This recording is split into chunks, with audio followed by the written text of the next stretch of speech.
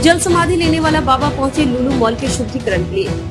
जी हां, आपको बताते चले कि 9 माह पहले हाथ में 2 लीटर की गैलन में पानी दिखाते हुए परमहंस आचार्य कह रहे थे कि इसी जल में अब मैं नाक डुबोकर जल समाधि लूंगा।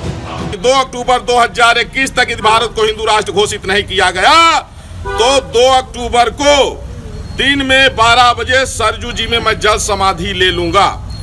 उसके लिए आज मैंने कफन पूजन किया, स्वयं में ही कफन पहन करके, और मैं सरजू जी में ठीक 2 अक्टूबर को 12 बजे जल समाधि लूंगा।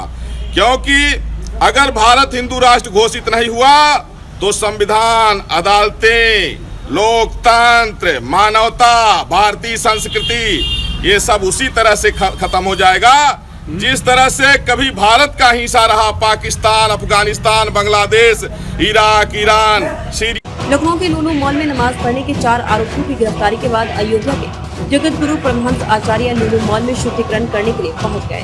पुलिस ने उन्हें मॉल के पास से हिरासत में ले लिया है। इस दौरान उनकी पुलिस से झड़प हुई। नाराज होकर उन्होंने पुलिस अधिकारी से कहा कि मैं भगवा पहने हुआ हूँ, इसलिए तुम मुझे रोक रहे हो और टोपी वाले को नहीं रोकते हो।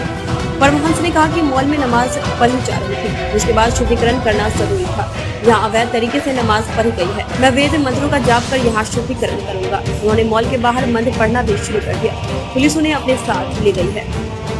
रोक रहे अरे तुम दूर चलो, दूर खड़े हो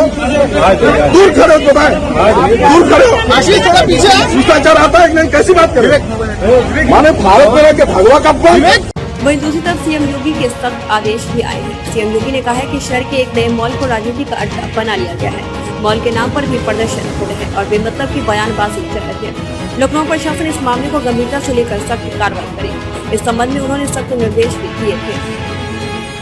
लखनऊ में एक मॉल खुला है, वह मॉल अपने व्यावसायिक प्रतिष्ठान को लेकर काम कर रहा है और उसको लेकर के राजनीति का अड्डा बनाना, अनावश्यक बयानबाजी जारी करना और उसके नाम पर फिर सड़कों पे प्रदर्शन करके लोगों के आवागमन को बाधित करना और बार बार लखनऊ के प्रशासन से कहा गया सबके बावजूद भी अराजकता पैदा करने और सांप्रदायिक विद्वेष की स्थिति पैदा करने का जो कुत्सित प्रयास हो रहा है, यहाँ पे लखनऊ प्रशासन को बहुत गंभीरता से इसको लेना चाहिए। इस प्रकार की किसी भी शरारत को स्वीकार नहीं करना चाहिए। सख्ती से ऐसे तत्वों से निपटना चाहिए जो अनावश्यक मामलों को बढ़ावा देकर के माहौल खराब करने का प्रयास करते हैं। बहुत सारे माध्यम हैं, अगर किसी को सूचना लेनी है वे सूचनाएं उन लोगों से जाके ले सकते हैं, लेकिन कोई हस्तक्षेप करके आवागमन को बाधित करेगा।